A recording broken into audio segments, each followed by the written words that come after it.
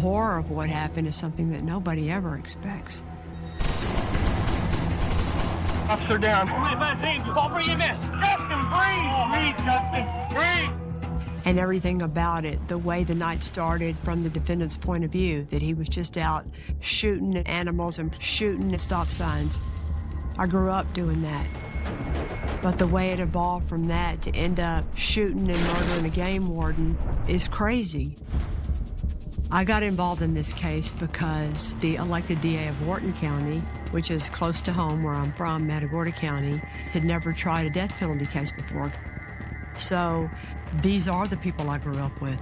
This is my world. When I met Justin's family, I'm pretty sure I cried a lot because they're wonderful people, and anyone who met Justin's family would want to get justice for him.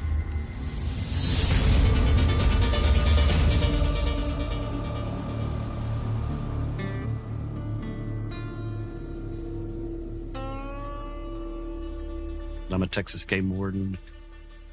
We work where people hunt, where people fish. Our biggest focus is going to be making sure everybody's got their license and their permits and everything that they're supposed to have in order to do that legally. Our job is a little bit different than most law enforcement. Most of the people we deal with don't break the law. The flip side of that, though, is during hunting season, everybody we check has a gun. In Wharton County, there are 2 game wardens. As game wardens, we work predominantly alone.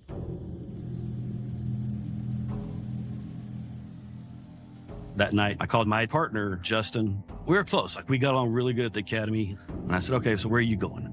He said, I'm going to go up to Garwood area. And I said, okay. I said, where do you think I should go?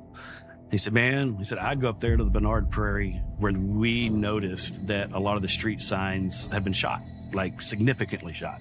You can tell it was pretty current, recent activity. That's one of those things that we'd kind of look for in the off season because there's not a whole lot going on. And the shooting from a public roadway in Texas is illegal. He said, maybe sit up there somewhere. Maybe you'll catch somebody. And so that's where I headed.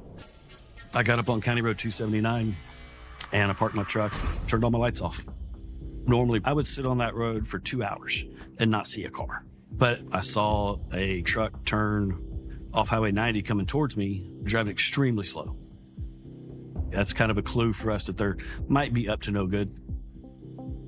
So I'm sitting in the truck and I'm watching him through binoculars and he shoots.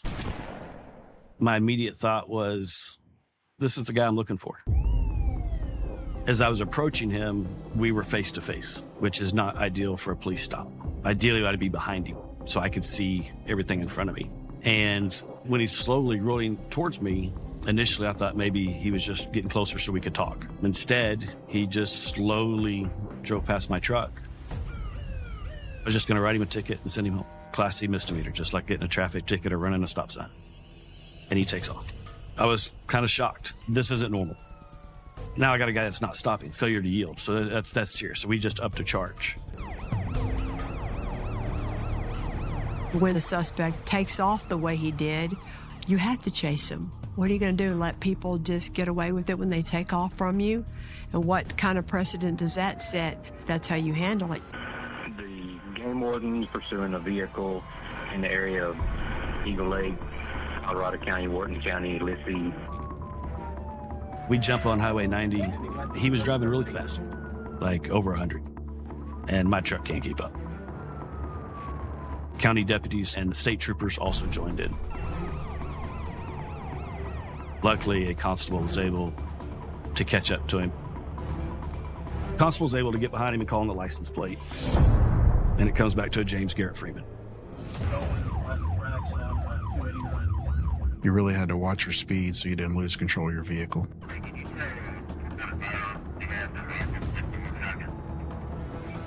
Sounded like a 22, from what I could hear. We need to try to get him stopped somehow. And really the only way that we can see so far to do that is to get stop sticks.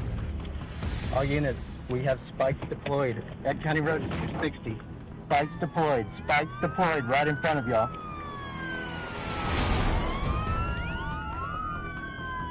We tried to spike the vehicle several times, and it's almost like he knew where we were at because he would go the other way. 4113 unit. What's the speed at this time? 50 miles an hour, 4113. That's good. Y'all want me to try to block him off here or try to let him pass? Justin asked, hey, do you want me to block his vehicle? And I don't know what officer came over the radio and said it, but he's like, hey, it's your truck. And Justin did use his vehicle to block the road. We're north on 279. I'm not sure. He may have struck 4111's vehicle. When he hits Justin's truck, now we have assault on the police officer. We've just upped the charge to a felony. Once he struck the truck and kept going, I knew that, this was very serious because he was not giving up easy. 3132, we're headed east on 264. We drove around the same area for almost an hour. What was going through my head was this guy is from the area because he's staying close and doing circles and taking the same roads. We're setting up at 279. If he comes back this way, we'll be set up.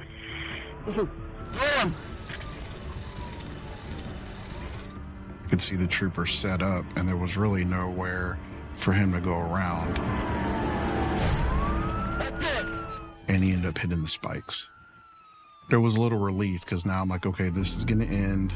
Let's get this guy in custody and get him in jail. 3132 vehicle stopped. You don't know what's going to happen, but it's pretty repetitive. They either stop and give up or they get out and run. And this night was different.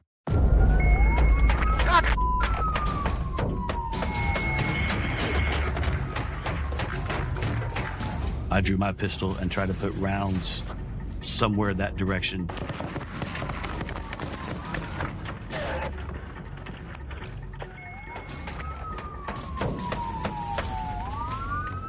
There was a point where he disappeared behind his truck into the cab. And at that time, I'm like, I just got to try to hit this guy. And I start firing through his back window. He reemerges from the truck, and this time he starts shooting with a rifle.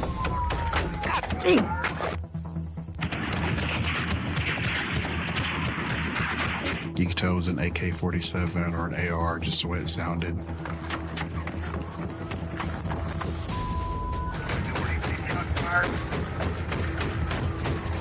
I didn't want to get caught behind my door.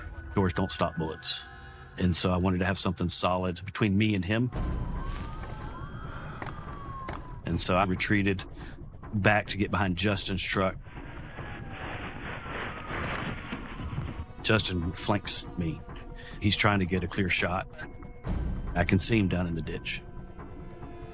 And so as Justin and Freeman exchange gunfire,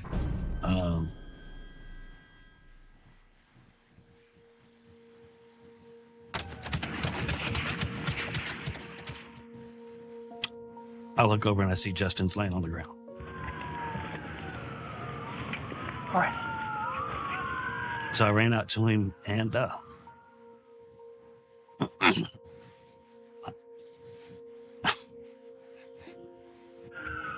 breathe! Breathe, Justin! Breathe! Hey, Justin! Breathe! 2555 Pierce. Officer down. Just off US 90. I wanted to make sure he's okay. And when I got to him, I knew he would. Come on, advise team. Call for EMS. Advise him code. Starting CPR. And the shooting stopped. Where's he at? I don't know. I saw the suspect running away from us, and first thing I thought was there's a tree line that I knew was there.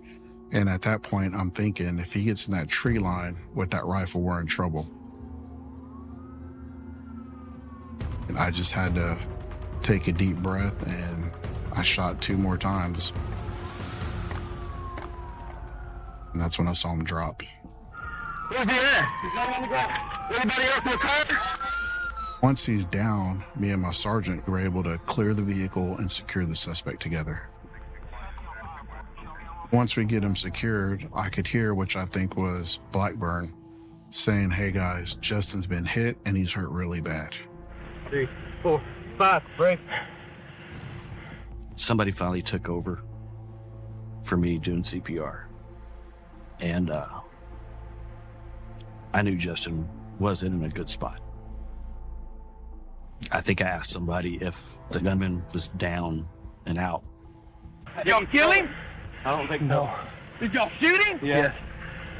I said, you just shot one of my brothers. And he had no expression, nothing to say to us. And he had that blank stare on his face. Like he didn't care. Like he was so angry that we caught him. I'm starting CPR now. I wanted to make sure that Justin got justice. Come on, Justin. Come on. Come on, Justin, son. Take my breath. He didn't have a violent past. He had some sort of fantasy being the aggressor in a shootout with the police. I shoot a lot of down. One of my favorite things to do.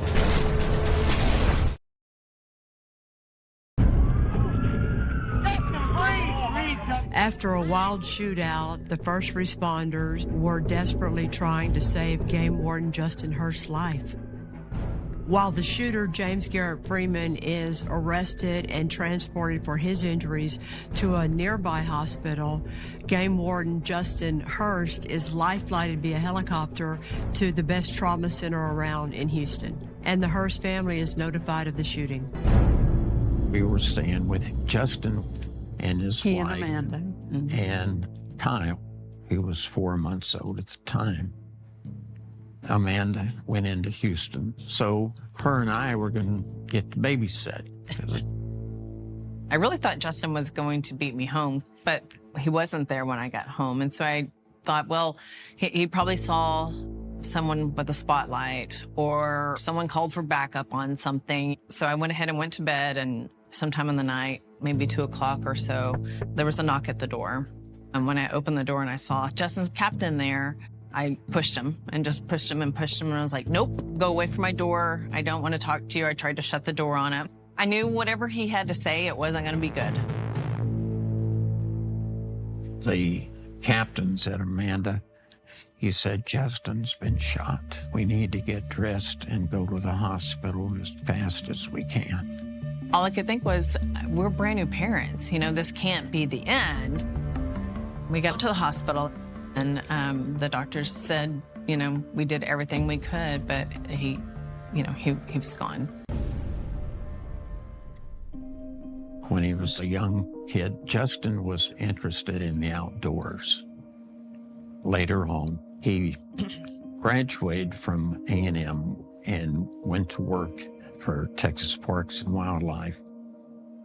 Justin and I met, I was in college still, and he was already working for TPWD. I spent my first summer as his intern. We worked together banding model ducks, tagging alligators. Justin wasn't an attention seeker. He didn't like the focus to be on him. Very easygoing, very lighthearted. We dated for 3 years and spent a lot of time just doing outdoor activities. The first time he made me a homemade chicken fried steak with homemade biscuits, I knew I'd hit the jackpot. Justin and I were married in April of 2001. It was perfect. And then he was accepted into the Game Warden Academy. It's an honor, really, to become a game warden in Texas. Justin was kind of our top cadet. He taught us waterfowl identification as a cadet. He had a passion for ducks and geese and waterfowl. Kyle was born in November of 2006. He was so excited about being a dad. And he never got the chance. Justin's birthday was March 17th, and when he was killed, he made it 20 minutes into his 34th birthday.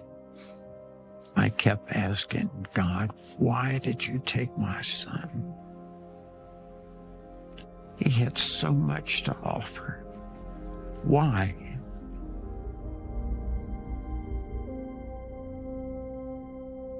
Game wardens have a very dangerous job.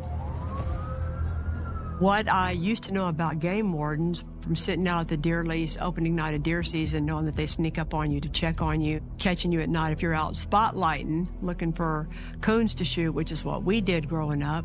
You're on the lookout for game wardens, but I would feel like the main thing you think when you see one is you just want to flee or run away. You sure never think a shootout's going to happen. The night this shootout happened, it was involving a couple of different law enforcement agencies. There are 254 counties in Texas. Except for the 5 largest, all the other counties typically call in the Texas Rangers for their expertise and their assistance. So the Texas Rangers take the lead in this investigation too. I got to the crime scene before daylight, and once the sun comes up, we start putting markers at every piece of evidence. Freeman, he used 2 weapons, a Glock 357 SIG, and he had an AK-47. We also have the defendant's truck. We find out that he has multiple weapons in his truck in addition to the weapons he used. We also have all the vehicles there, which are evidence. Over a dozen bullet holes in my truck. I had one go through the windshield and exit behind my headrest, the back window. He was shooting where I should have been, or where he thought I was. After the crime scene, I go to the hospital where Freeman is being treated and talk to him about why he did it. Well, Freeman was shot 4 times in the extremity, but his condition at the hospital was surprisingly good. He had some through-and-through wounds, but those were doing fine. He had to have surgery on his ankle, but he was doing well. And he was very coherent. I read him his rights, and he talked to me without really any hesitation. And I asked him what was going on that night. He said, I decided I was going to go out and do a little night hunting with my .22 and shoot a possum or something like that. After he shot one, the next thing he knew, he had lights on him, and a game warden was there, and then he ran. What made you think, I'm not going to stop? Can you tell me what was going through your mind at that time? I don't even have the answer for that. It's costing me more money, I guess. So you thought maybe you could get away? Well, I don't think I was thinking that, because I know you can't get away. I mean, even if you do outrun him, you're not going to outrun the radios.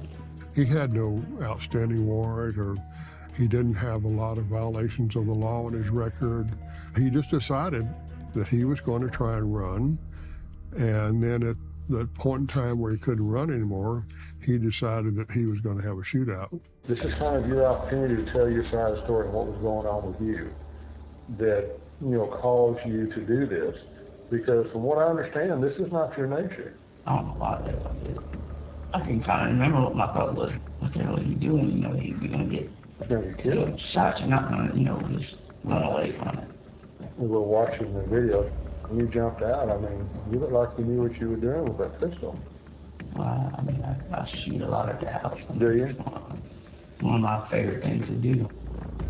He told me he didn't really understand why he did what he did, but accepted that responsibility for what he did.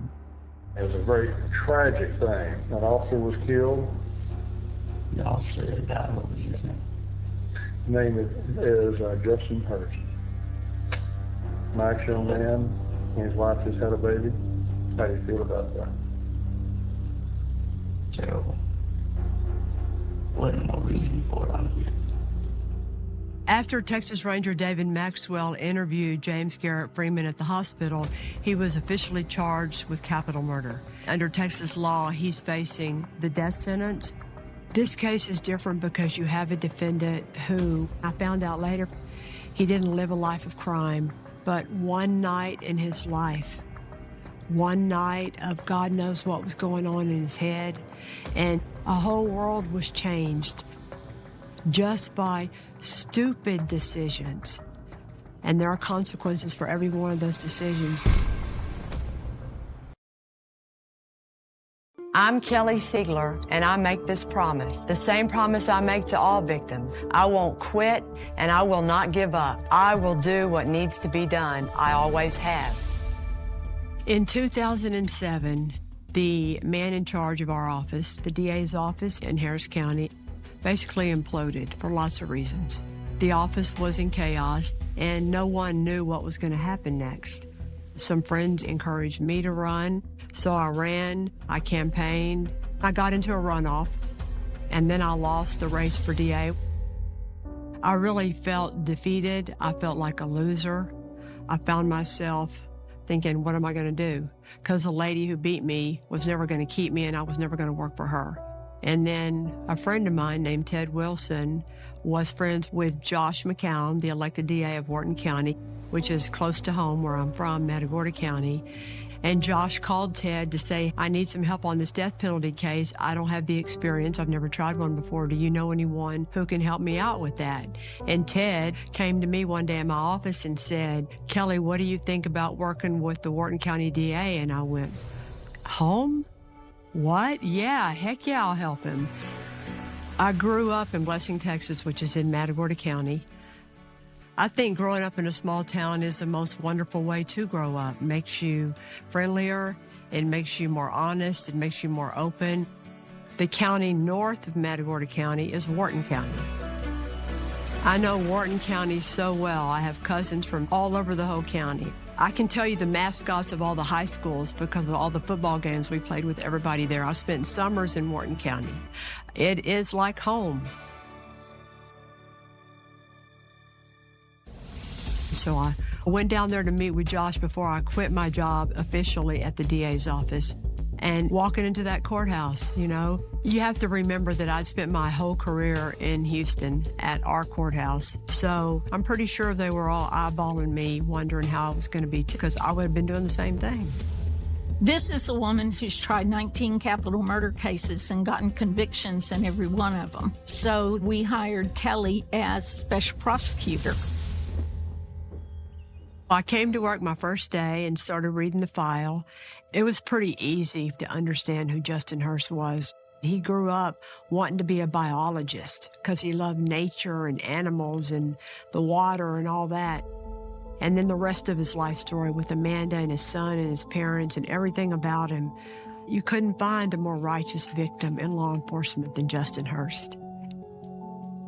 James Garrett Freeman, most people called him Garrett, grew up in Wharton County, born and raised, liked to hunt and fish. And I know lots of boys that go night hunting, and they have guns and they're drinking beer and things could go crazy. That's what I thought. He must have been really drunk, right? But Freeman wasn't. So that part never made any sense. James Garrett Freeman's family hired Stanley Schneider to represent him. I know him very well. At that point, tried 3 cases against him. He is a big city lawyer. He's also not even from Texas. I've seen him in the courtroom. I've seen how he talks to people. I've seen how he talks to jurors. There's no way Stanley's approach and personality is going to play in Wharton County. And in a capital murder like this case, you had the death penalty. Everybody knows what that means. But then the legislature enacted a new law, and you have, for the first time since 2005, life without parole. I think it's a very good thing that we now have this option, because every crime and every defendant and every victim is so different. In the beginning, Josh McCown, as the elected DA, with the family say-so, offered life without parole. Every time I've heard of a family that stands up and says, I don't need the ultimate punishment for my loved one, I can show a little mercy, that's a rare thing. Normally, it's a death penalty for killing a law enforcement person. But we did not want the law enforcement people that were involved to have to go through all the trial and relive that night over again. Justin, breathe! Breathe, Justin! Breathe! Hey, Justin! Breathe! But the defendant and his counsel refused it. Then after I was officially on the case, all of a sudden, Stanley then wanted to revisit the offer of life without parole. And at that point, Josh called Justin's family back into his office with me to see what they thought about it at that point.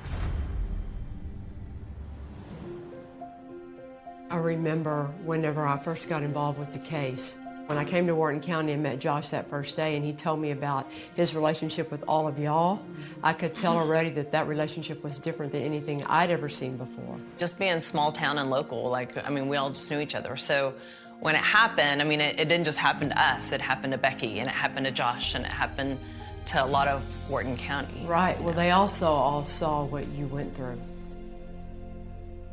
I do have to tell you, though, that when we sat in Josh's office and you were writing on a yellow notepad, do not ask me why I can remember that detail, but you were writing like crazy, asking me details about that night. And you sat there and I'm thinking, all I can think is this big-time lawyer from Houston, you know, I'm sure she's got her stuff together, but how is she going to be able to relate to us? And you sat over there and listened to me tell my story, and you were sobbing and just writing and sobbing. I was like, holy cow, she's got a tender soul. Yeah. And then when you told me you were from Blessing, Texas, I was just, I was like, she's mine. This is my girl right here. I remember the first time I met y'all to talk about, can we resolve the case without a trial? You remember that day? Yeah. And Josh, more than I've ever seen any prosecutor do, left a lot of, not the final decision, but a lot of it up to y'all. I remember we decided, you know, what our decision was, that we would give him the offer of life without parole. And do you know why he didn't take it? No. I think that his lawyer thought that he was going to beat the case because Josh didn't have death penalty experience. I think that that was a very significant part of how that all played out. I remember you saying, then we've only got one way to go. When you choose to kill law enforcement, the people whose job it is to defend us and protect us, and you do that ultimate step, you have to be looking at the ultimate punishment. I mean, but there are people that disagree with that.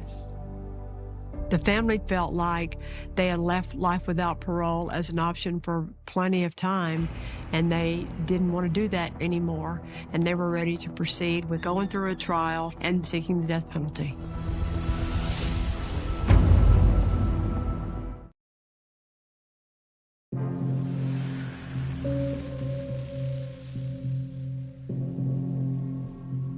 I've been prepping for this case for about a month, and now it's finally time to pick the jury. Everybody in Wharton County expected Josh and me to get the death penalty. And the only thing we had to do wrong was pick one bad juror. It's got to be unanimous. And we have to try the case for guilt and punishment. So one of those jurors, this round or this round, that says, I just can't do it, we've lost. We started opening statements that first day. The courtroom was pretty packed. My goal was to tell a story about that whole night and how it all went down. And so we started with the way Freeman went out that night to go night hunting. Scott Blackburn tried to pull him over, and how it progressed, and to how he was able to load those weapons before he stopped. He knew when he got out of the car that he was going to start firing. And then the way he parked his car to try and take out not just Justin Hurst, but 6 other cops, and walk the jury through that so they would understand the calculated, premeditated massacre that Freeman tried to orchestrate that night. I've never seen someone 5 foot tall fight like a bulldog like Kelly Siegler.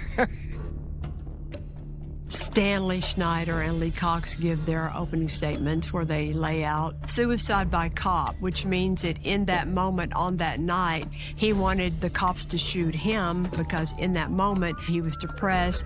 That was going to be his defense. There are people who attempt to draw out an officer and put them in a difficult situation where the officer believes they have to shoot. I think that could apply here, but one has to be able to try and establish that through past suicide attempts, through obvious depression.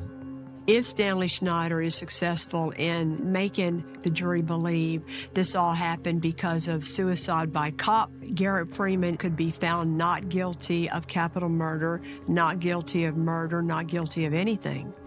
In the process of going over the evidence and deciding what we're going to present, what we're not going to present, we as a team made the decision not to present the confession. From what I understand, this is not your nature. I don't know why the hell I did it. My thinking was, along with Josh's, why would we use that? We'd rather have him take the stand if he wants to tell his story.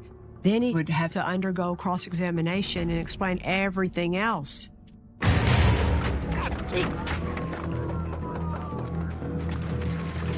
When you see the video of what happened, that's all you need. I wanted to make sure that everybody on the jury understood all the things that were going on strategically on the side of Freeman and the cops.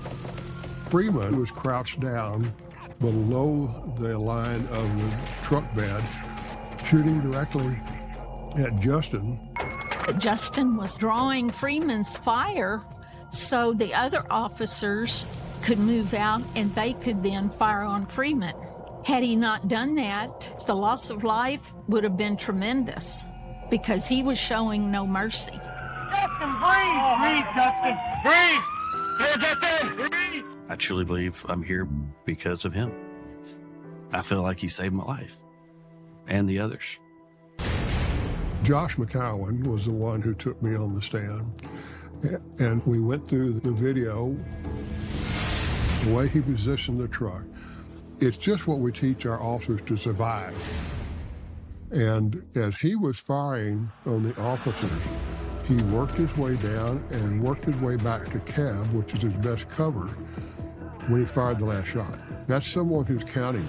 That's what we teach our police officers to do, to count your rounds, make sure that you don't run out of ammunition when you don't have cover.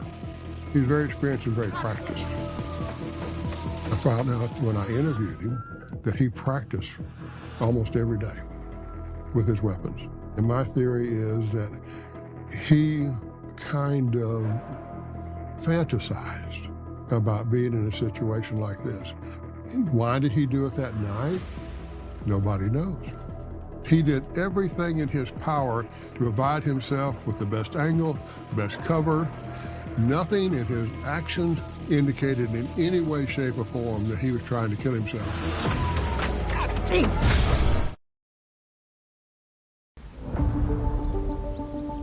To me, it was important that every single officer involved in the chase that night and the shootout that night, for each of them take the stand. And I wanted the jury to see that those men who testified in that trial, it changed their lives forever.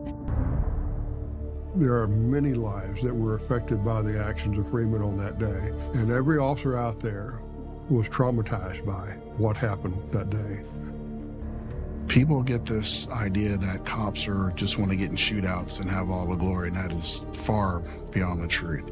I would not wish this on anybody, any officer, to have to even shoot somebody in their career, much less have their partner get killed. Scott Blackburn is the person who is the beginning of this story. He's the other game warden who was best friends with Justin Hurst. Scott Blackburn was probably the most important fact witness. You want to make sure when you're laying out this whole crazy way it went down to the jury that they understand what all was going on in Scott Blackburn's mind as it started all the way until it ended. And you try your best to put into evidence all the little actions and steps that Freeman took. I demonstrated how Freeman was using his guns. When he came out with the pistol, he took what we kind of call a military stance or a law enforcement stance, aiming at my vehicle and Sergeant Tiarina's vehicle, and he was going back and forth, kind of a sweeping motion from vehicle to vehicle.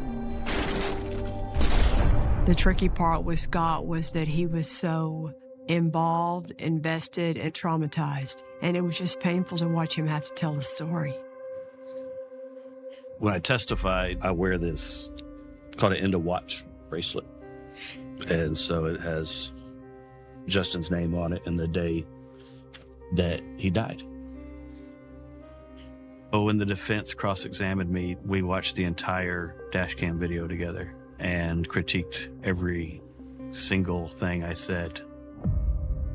I think that Scott Blackburn and all the other officers involved that night, that they all did a wonderful job, and there wasn't a person in the courtroom that doubted one word that they had to say. When Josh and I rested our case, we both thought that it was going very, very well. Stanley had the Freeman family testify to the fact that Freeman had no violence in his background, and this was not him.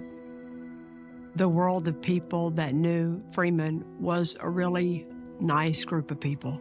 His parents were wonderful from everybody you talked to. We were dreading that because we knew they were going to be good witnesses, and they were. They tried their best to explain what happened that night, but I think the question that we all had, and maybe they had too, was, but why? Why? What was going on to make him do this? And I don't think any of them had that answer. Dr. Jerome Brown was called by the defense as an expert to try and establish even better this theory of suicide by cop. The test that Dr. Brown administered to Mr. Freeman is essentially a risk assessment survey for characteristics that mental health professionals have identified as tending to elevate or decrease a risk. Personal responsibility, substance abuse, familiarity with firearms, all of those things are involved in those assessments. I know Dr. Jerome Brown very well, and I've cross-examined him before. And Stanley should realize that if he's going to call a shrink to the stand, I'm going to read the paperwork.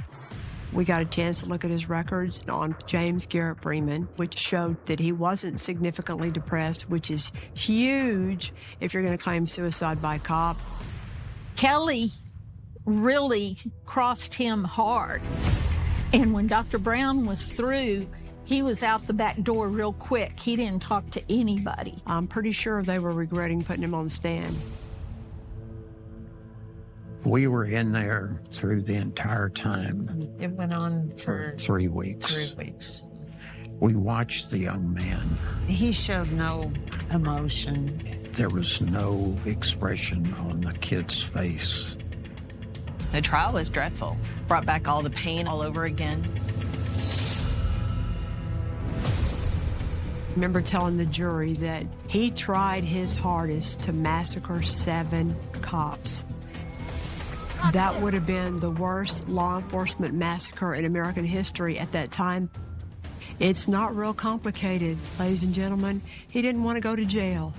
And when you kill a cop after you tried to kill 6 other cops, if that's not capital murder, then what the hell is?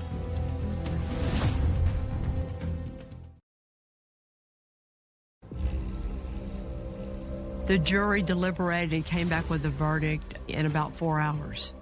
It matters where people are from. And these people in this jury, they're from Wharton County, Texas. And I thought I knew then how they were going to appreciate how this crime went down. And they weren't going to put up with it. And they didn't put up with it, and that's what their verdict was. He was found guilty. It was a relief to hear the verdict. There was no joy on our part in hearing that. Getting him found guilty of capital murder is what we were expected to do. The real challenge here was always, but does he deserve the death penalty? Once we start part 2 of the trial, we didn't have a lot of evidence. He didn't have prior crimes where we're going to bring in victims or cops. It was more about what is the defense going to do now, if anything, to make a jury think, I don't want to give him the death penalty for any reason at all.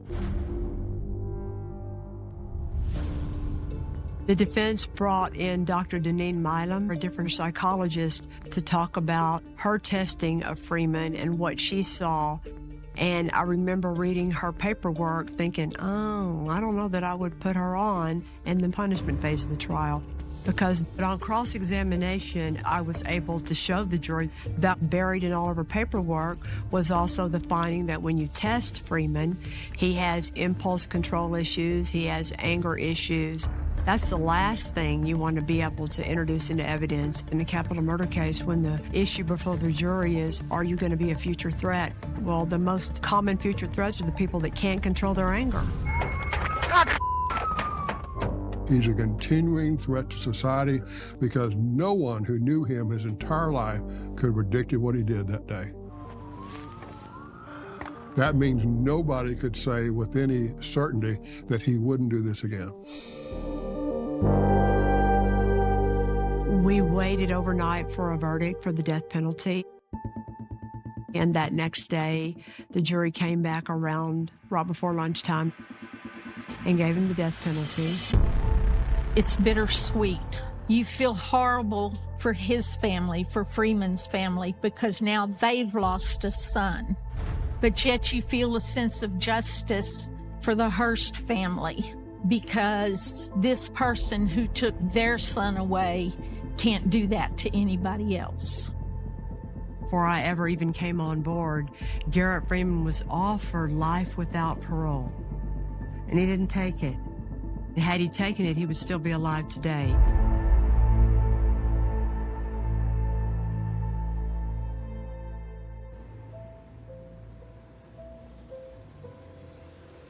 When I think about y'all's case and the trial, the thing that stands out to me is what happened after the death penalty verdict came down and the jury had left.